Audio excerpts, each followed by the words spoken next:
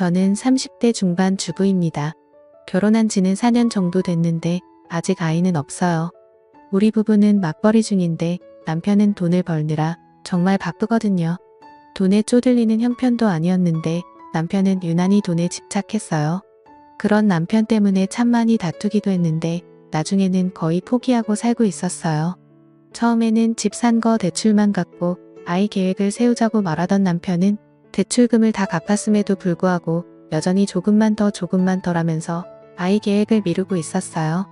그러던 어느 날 당신이 잊고 있나 본데 나 지금 30대 중반이야. 더 미루면 안 되는 나이란 말이야. 라며 제가 남편을 쏘아봤어요. 솔직히 나이가 들면 들수록 걱정도 많이 됐고 거기다 친구들 출산 소식이 들려올 때마다 조바심도 났거든요. 그렇다고 해서 출산한 친구들이 돈이 많은 것도 아니었고 사실 우리가 더 나으면 나았지 부족할 게 없었거든요. 그런데도 남편은 무슨 욕심이 그리 많은 것인지 한 살이라도 젊을 때 빨리 돈을 모아야 한다는 이유로 맨날 야근에다 심지어는 주말에도 일을 하러 가는 날이 많았어요. 그런 남편을 보며 저도 조금씩 부부의 정이 떨어져 가고 있었고 어느 순간부터 남편과 각방을 쓰게 되었어요. 하지만 남편은 그런 저를 전혀 이해하지 못했는데 아니 내가 나 혼자 잘 먹고 잘 살자고 이러는 것 같아? 우리 가족 남부럽지 않게 살려고 이러는 거잖아. 근데 당신은 그것도 이해 못해줘 라며 오히려 화를 내기 일쑤였어요. 그렇게 남편과 저는 골이 깊어져 가고 있었고 그런 우리를 보며 시어머니는 내가 너한테 항상 미안하구나. 도대체 왜 그렇게 돈에 집착하는지 모르겠구나. 내가 다시 한번 잘 타일러보마. 라며 항상 제게 미안해 하셨어요. 남편의 여동생인 시누이도 언니 요즘 오빠 때문에 힘들다면서요. 엄마 아빠가 불러서 알아듣게 말한다고 하니까 언니가 조금만 이해 좀 해주세요. 근데 제가 봐도 속 터지겠네요. 언니 나이도 있는데 도대체 왜 그러는 건지 모르겠어요. 라며 울상을 짓곤 했어요. 시댁 가족들은 정말 좋은 분들이었는데 사실 시댁 가족들 때문에 지금껏 버텨온 거나 마찬가지였어요. 시댁 가족들이 아니었음 벌써 이혼하지 않았을까 싶네요. 그러던 어느 날 잔뜩 취해서 들어온 남편이 너 나랑 살기 싫지? 먼저 이혼하자. 라고 다짜고짜 물었어요. 맨날 늦게 들어오더니 이제는 술까지 퍼마시고 들어와서 술주정까지 하네? 제가 남편을 보며 비아냥거렸어요. 우리 둘이 진짜 사랑해서 결혼했는데 도대체 왜 이렇게 된 걸까? 남편이 물었지만 저는 대꾸하지 않았는데요. 그런 저를 보며 남편이 다 내 잘못이네. 나는 그저 우리 가족 행복하게 잘 살려고 했던 것뿐인데 도대체 어디서부터 잘못된 걸까? 라며 머리를 감싸 안았어요. 그날따라 남편은 많이 이상했고 저는 아무런 대꾸도 하지 않은 채 남편을 노려볼 뿐이었어요. 그리고 다음 순간 남편이 그래 이혼하자. 내가 그렇게 원하던 이혼 내가 해줄게. 라며 담담하게 말했어요. 안 된다고 펄쩍펄쩍 뛰더니 왜 갑자기 심경 변화가 생긴 거야?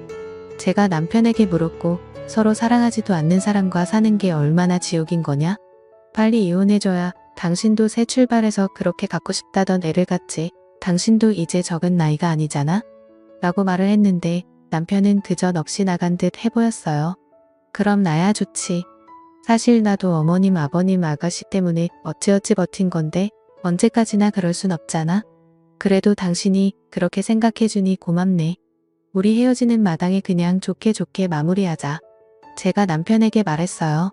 그리고 그 뒤 남편이 급히 이혼을 하기 위해 준비하는 듯했고 그런 남편을 보며 근데 왜 이렇게 서두르는 거야? 그새 여자라도 생긴 거야? 어차피 이혼할 사이인데 한번 털어놔봐. 남편에게 물었어요. 맞아 당신 말대로 나 여자 생겼어. 근데 그 여자가 얼마 전에 임신까지 했어. 이제 몇 달 뒤에 내 아이가 나오거든. 그러니까 빨리 이혼하자. 라며 남편이 충격적인 사실을 털어놨어. 그래서 그동안 맨날 늦게 왔던 거였구나. 거기다 주말마다 일하러 가는 이유가 다 있었던 거구나. 근데 나는 천치같이 전혀 모르고 있었네. 남편에게 충격적인 사실을 들었음에도 저는 별 느낌도 없었는데 오히려 그런 제 모습에 더 놀랐던 것 같네요. 그 뒤 남편은 이혼을 진짜 서둘렀어. 저기 말이야. 내가 바람펴서 이혼하는 거잖아. 그러니까 이 집은 당신에게 줄게. 어차피 문제는 나한테 있는 거니까. 어느 날 남편이 뜬금없이 말했어. 뭐? 당신 같은 짠돌이가 이 집을 나한테 주겠다고?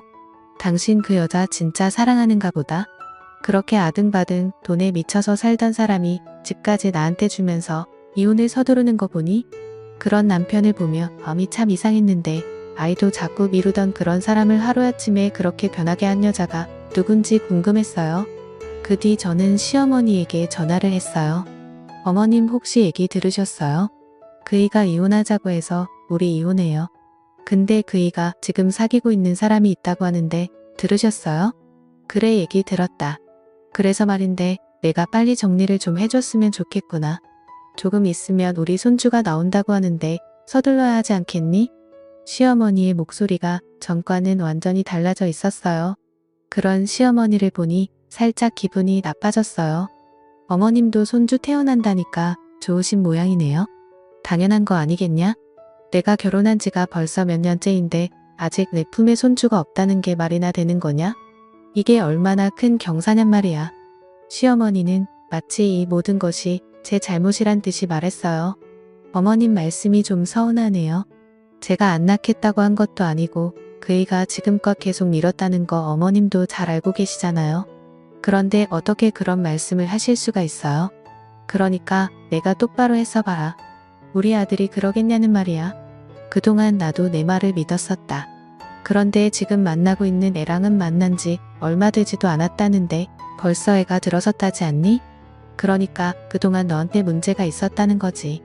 시어머니는 마치 그동안 많이 참았다는 듯이 제게 다 쏟아내기 시작했어요.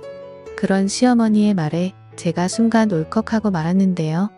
사실 남편이랑 사이가 안 좋았음에도 시어머니의 따뜻한 말에 위로받으며 잘 견뎌왔었거든요.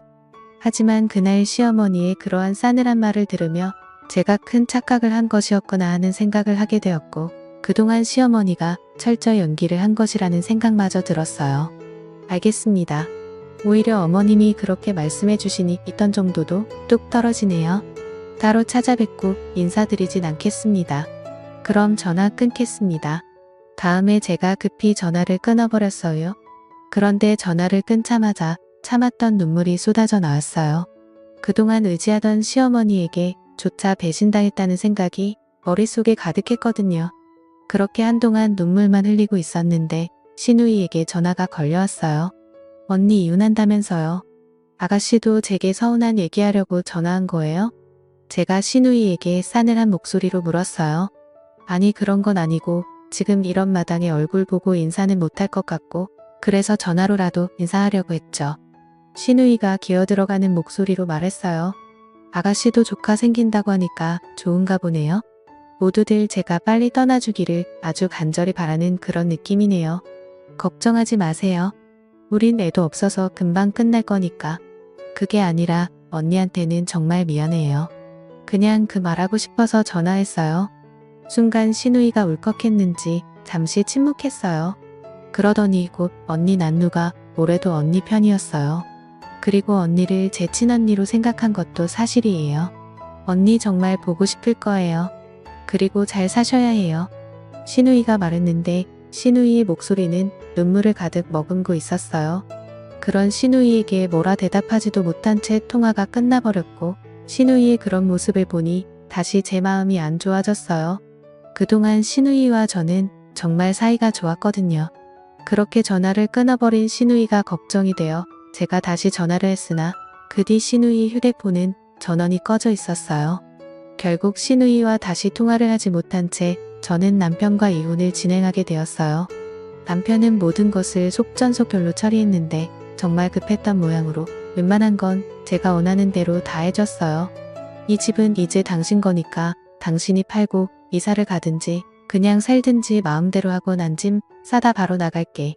근데 앞으로 그냥 가지고 있는 것도 나쁘진 않을 거야. 남의 남편이 제게 조언했지만 당신 같으면 이 집에서 살 수 있겠어? 당신 말이야. 내가 상관장 소통 안 한 거 감사하게 생각해. 그래서 내가 아파트까지 당신한테 다 주고 당신이 해달라는 거 다 해줬잖아. 암튼 그건 고맙게 생각할게. 남의 남편이 급히 짐을 싸서 나갔어요. 그 뒤 저는 집을 팔려고 내놨지만 빨리 팔리지 않았고 우선 그대로 살고 있었어요. 사실 그쯤에서는 남편에게 이미 정이 떨어져 버렸기에 남편이 그립다거나 그렇지도 않았거든요. 그렇게 얼마나 지났을까요? 제 친한 친구 진주에게 전화가 한 통 걸려왔어요. 잘 지내고 있는 거야? 너 그러고 사는데 내가 이러니 널 챙길 수도 없고 미안하다. 친구 진주가 미안한 듯 말했어요. 아니야. 너 몸이 그런데 무슨 그런 말을 하냐? 오히려 내가 널 챙겨야 하는데 내 꼴이 이러니 내가 더 미안해. 친구 진주는 얼마 전에 갑상선 암 진단을 받고 치료 중이었거든요. 아니야. 그래도 갑상선 암은 암 중에서 착한 병이라고 하잖아. 수술하고 치료받으면서 많이 좋아졌어. 정말 많이 나아진 것인지 진주의 목소리가 밝아 보였어요. 저기 근데 말이야. 나 오늘 내 전 남편 봤다. 그래? 같은 하늘 아래에 사는데 마주칠 수도 있지. 뭐 제가 별 관심 없다는 듯이 말했어요. 근데 내 전 남편 바람나서 이혼했다고 하지 않았어? 야, 그 인간 얘기는 하지도 말자. 피곤하니까. 제가 진주에게 말했지만 나도 웬만하면 전화 안 하려고 했지. 근데 말이야. 내 전 남편 너한테 그렇게 하고 벌 받는가 보다? 친구 진주가 아주 고소하다는 듯이 말했어요. 그게 무슨 말이야?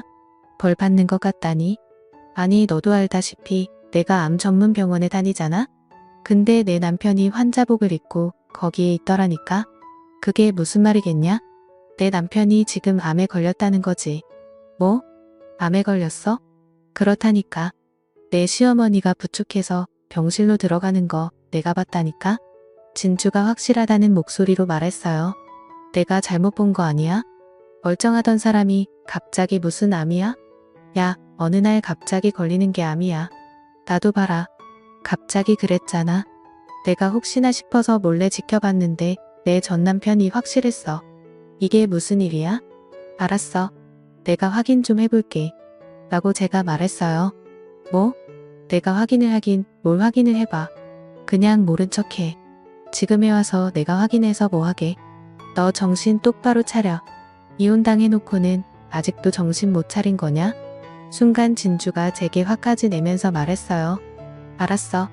알았으니까 걱정하지 말고 넌 치료나 잘 받아 라며 제가 전화를 끊었어요. 그리고 곧 신우이에게 전화를 했어요. 언니 오랜만이네요. 다시 연락할 일 없을 줄 알았는데 어쩐 일이세요? 아가씨, 그 바람난 여자랑 재혼했어요? 네? 아 그럼요. 벌써 재혼했죠. 그래요? 그럼 지금쯤 아기도 태어났겠네요? 아들이에요? 딸이에요? 제가 신우이에게 단숨에 물었어요. 네? 그게 말이죠? 아 딸이에요. 딸 어찌나 예쁜지 몰라요. 세상에나. 오빠를 꼭 닮은 거 있죠? 그런 신우이의 말을 듣고 뭔가 이상하다 싶었는데요. 신우이는 거짓말을 잘 못하는 사람이에요. 아가씨 지금 거짓말하는 거죠? 그 사람 지금 어디 있어요? 거짓말이라니요. 제가 무슨 거짓말을 해요.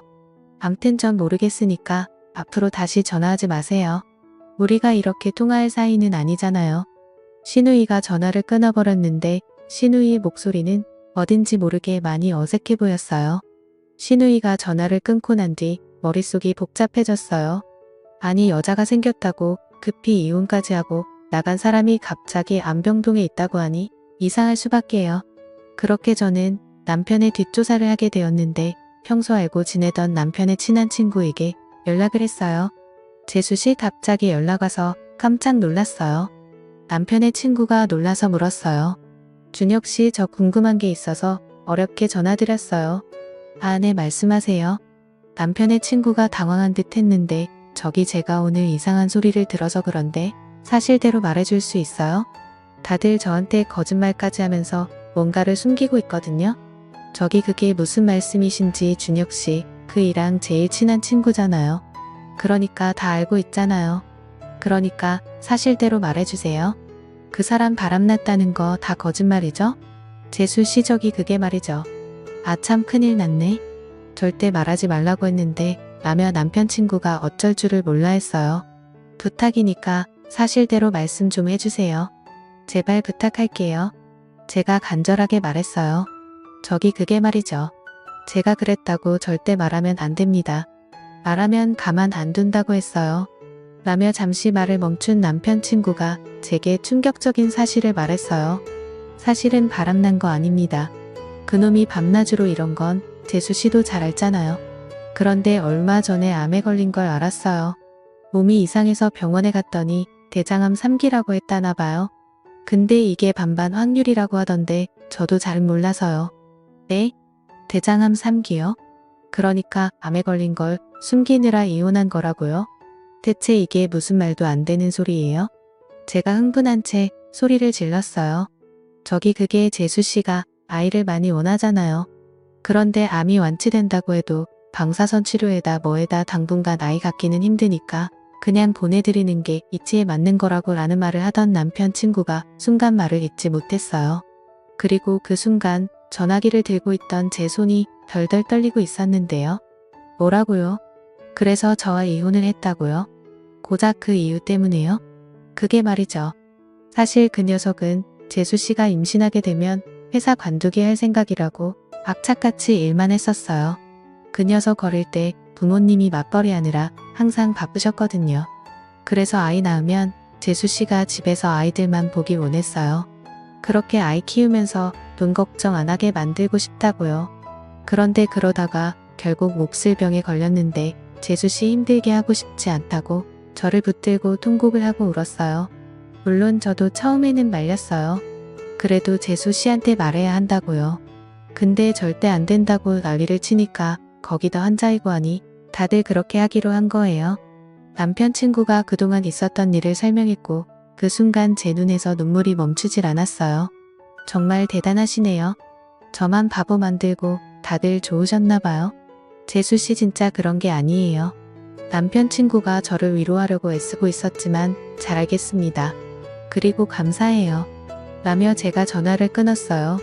그렇게 바로 신우이에게 전화를 했지만 전화를 받지 않았고 아가씨 다 들었으니까 전화 받으세요. 그 사람 지금 암에 걸렸다면서요? 라고 제가 문자를 보냈어요. 제 문자를 본 신우이가 제게 바로 전화를 했어요. 언니 어떻게 알았어요? 지금 어떻게 안 게 중요한 게 아니잖아요. 다들 저한테 어떻게 그럴 수가 있어요? 그럼 어머님도 저한테 일부러 그렇게 하신 거네요? 제가 신우이에게 기가 막힌 목소리로 물었어요. 미안해요, 언니. 엄마 아빠가 친딸 같은 언니가 마음 아파하는 거 못 보겠다고 그러셔서 저도 어쩔 수 없었어요. 차라리 모르고 떠나는 게 낫다고요. 라고 말을 하던 신우이가 결국 눈물을 흘렸어요. 그런 신우이에게 남편이 입원해 있는 병원과 병실을 물어서 급히 그곳으로 갔고 마침 병실을 나오던 시어머니와 딱 마주쳤어요. 아니, 내가 여긴 어떻게 온 거니? 시어머니 얼굴은 새파랗게 질려 있었는데 그만 가거라. 우린 널 항상 친딸이라고 생각하고 자랐어. 근데 부모가 딸한테 어떻게 그럴 수가 있느냐 말이야.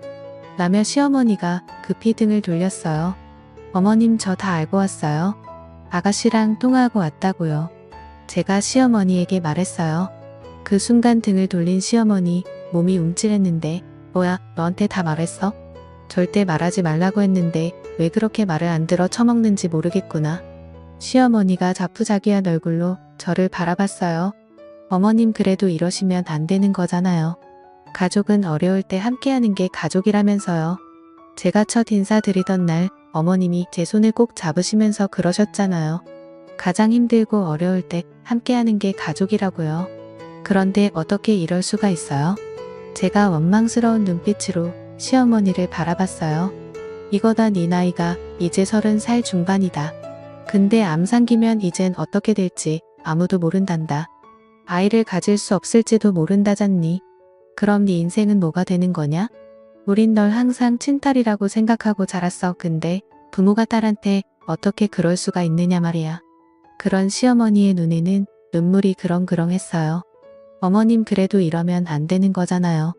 가족은 어려울 때 함께하는 게 가족이라면서요. 제가 원망 가득한 눈빛으로 시어머니를 다시 바라봤어요. 그럼 제 말에 시어머니가 이거다 뭐 하려고 여기에 발을 들여? 네가 이러는 거 아니까 우리가 말 못한 거야. 여려 빠진 거 같으니라고.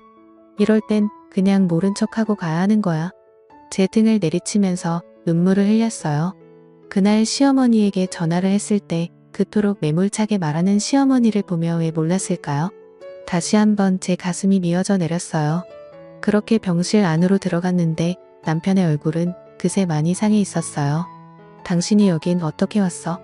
왜 그렇게 바람나서 나갔는데 암 걸렸다고 하니까 구경하러 왔어?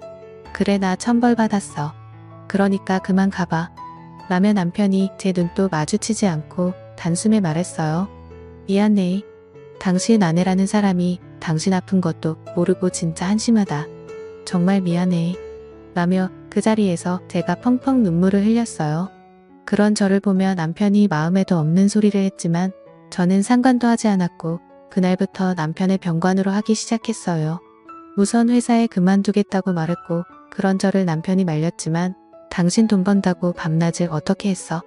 근데 지금 이게 뭐야? 내가 원했던 건 이런 게 아니었어. 퇴근하고 당신이랑 오붓하게 같이 밥 먹고 주말에는 당신 손잡고 영화 보고 내가 원한 건 그것뿐이었다고. 난 돈 많은 부자가 되고 싶었던 게 아니었다고. 그러니까 그냥 내가 하자는 대로 해.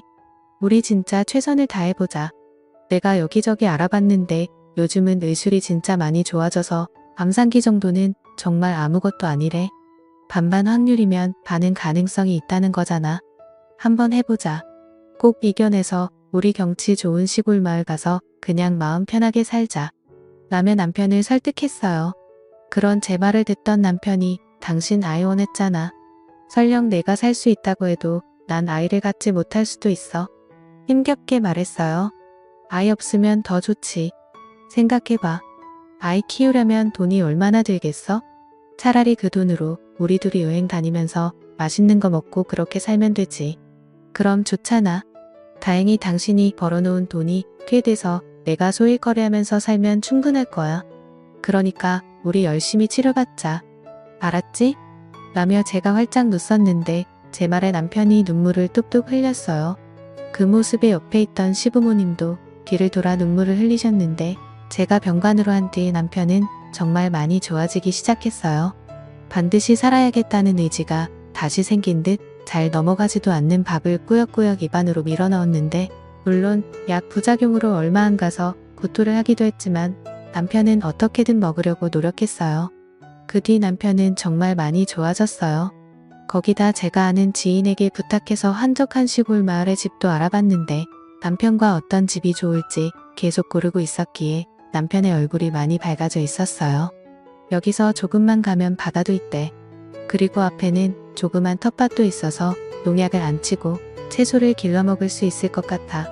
거기다 채소 같은 거 심어서 유기농으로만 먹자.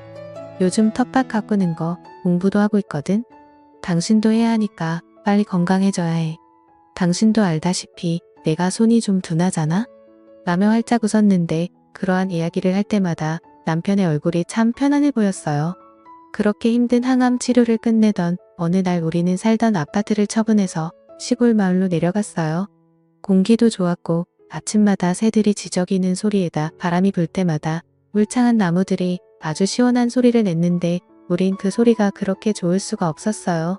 그 뒤 우리는 이곳에 정착해서 잘 살고 있답니다. 정말 다행인 건 남편의 건강이 정말 좋아졌는데 병원에 정기검사를 받으러 갈 때마다 의사 선생님이 칭찬을 할 정도예요. 거기다 몇 달 뒤면 우리 시부모님도 우리가 있는 곳으로 내려오셔서 같이 지내기로 했어요. 시부모님이 내려오시면 텃밭 앞에 만들어 놓은 평상에서 직접 기른 채소로 된장찌개를 끓여서 시골 밥상을 차려드려야겠네요. 요즘은 문득문득 왜 그리 또 악착같이 살았는지 후회가 될 정도입니다. 돈이 뭐가 그렇게 중요하겠습니까? 사람이 살아가는 데 있어 건강하고 행복하게 사는 게 제일 중요한 거 아니겠습니까? 문득 첫 만남에서 제 손을 꼭 잡고 가족은 힘들 때 옆에 있어주는 게 진정한 가족이다 라던 시어머니의 말씀이 자주 생각나는데요. 남편이 안병동에 있을 때 아픈 가족들을 남을 나라 하는 사람들을 많이 봤었는데 부디 힘든 시간일수록 가족들이 함께 해주시길 바라봅니다. 감사합니다.